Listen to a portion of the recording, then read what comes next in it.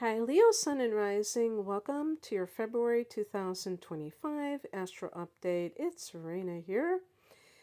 Well, as we begin the month, we are in Aquarius season, and as you know, or probably know, Aquarius is your opposite sign. So, although this is a general forecast, there's a good chance that you have transits in that seventh house, the sun there, as the month begins, but certainly at some point. And the seventh house, in addition to being the house of committed partnership and other one on one relationships, it's also the house of legal affairs.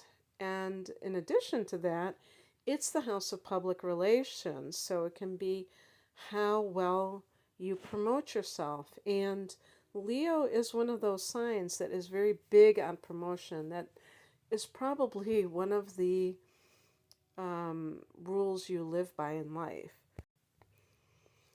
is that there's always something to promote. There's no such thing as bad publicity or anything like that. So on the 4th of the month, Jupiter turns direct at 11 degrees of Gemini. Gemini for you is the 11th house. I'm sorry, I'm talking about the 11th house. Uh, yeah, I mean, it is the 11th house. And it's Jupiter has been retrograding here for a few months. And so for you, Leo, this can be a situation of if you had any kind of restrictions in terms of your ability to kind of network with other people, because the 11th house is the house of the collective. It can be your social network, friendships, and groups that you belong to. When Jupiter transits, and a Jupiter transit is between 12 and 13 months within one sign. So Jupiter is going to be in Gemini for probably approximately another 6 months. And so since it's going, well, actually, I'm thinking, because I'm recording this in January, it's actually going to be more like 5 months. And let's see, March, April, May, actually, it's more like 4 months. Gosh, time goes so quickly. And somewhere around like 4+ months. And I think, sometime I think in June.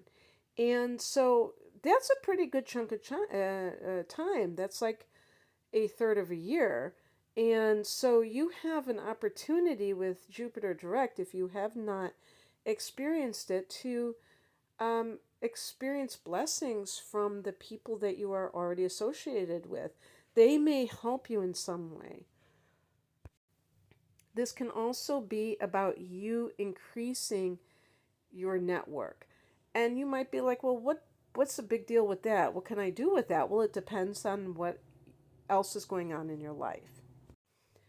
Leos tend to be very extroverted, and therefore you may be involved with something where you need other people to collaborate with you. And this increases that ability. Maybe for some reason it was shut down for a while.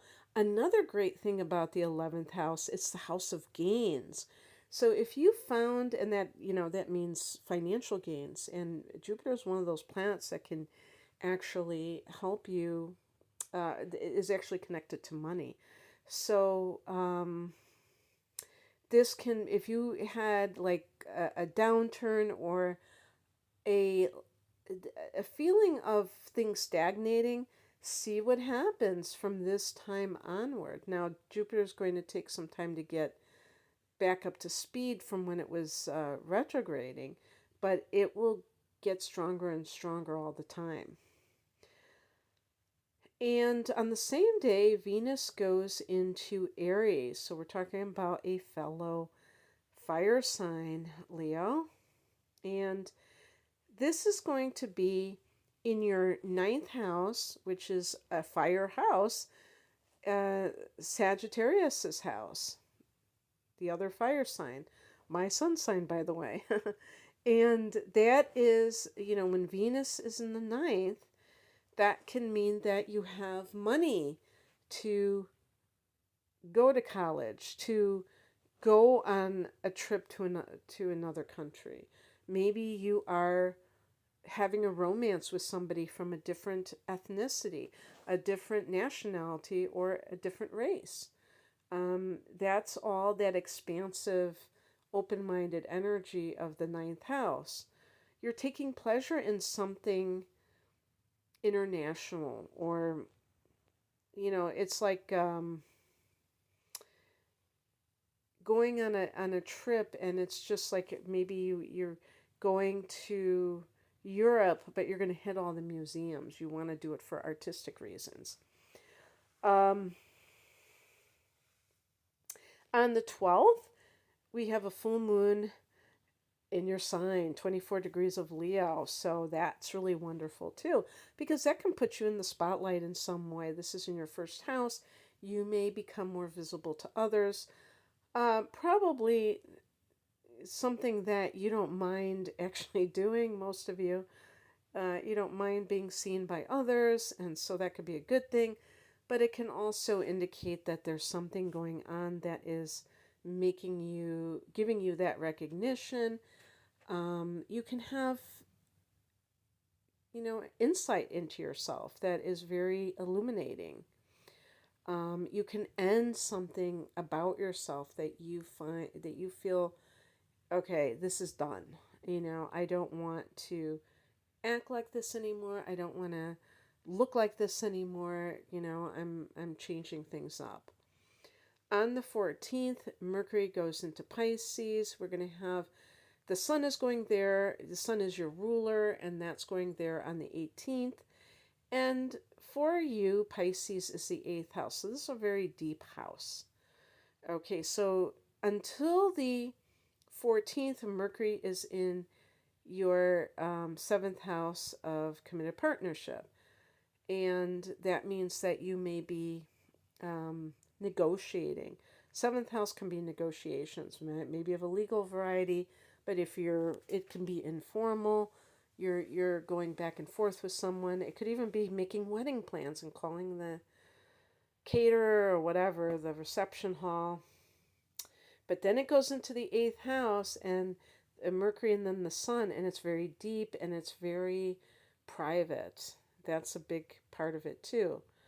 It's very intense. So expect to, with Mercury in the 8th, you could get psychological insights into some of the things that, motivate you, and or people that you care about. You can, kind of figure them out more. On the 23rd or 24th, depending on where you live, Mars goes direct at 17 degrees of Cancer, and this is in your 12th house. And I was going to say that there's a parallel here, because both the 8th and the 12th houses are both water houses. The 12th house is Pisces domain. And so Mars in the 12th house can sometimes be self-destructive. The 12th house can be the house of self-undoing, and it can make a person, motivated to do things that go against their best interests.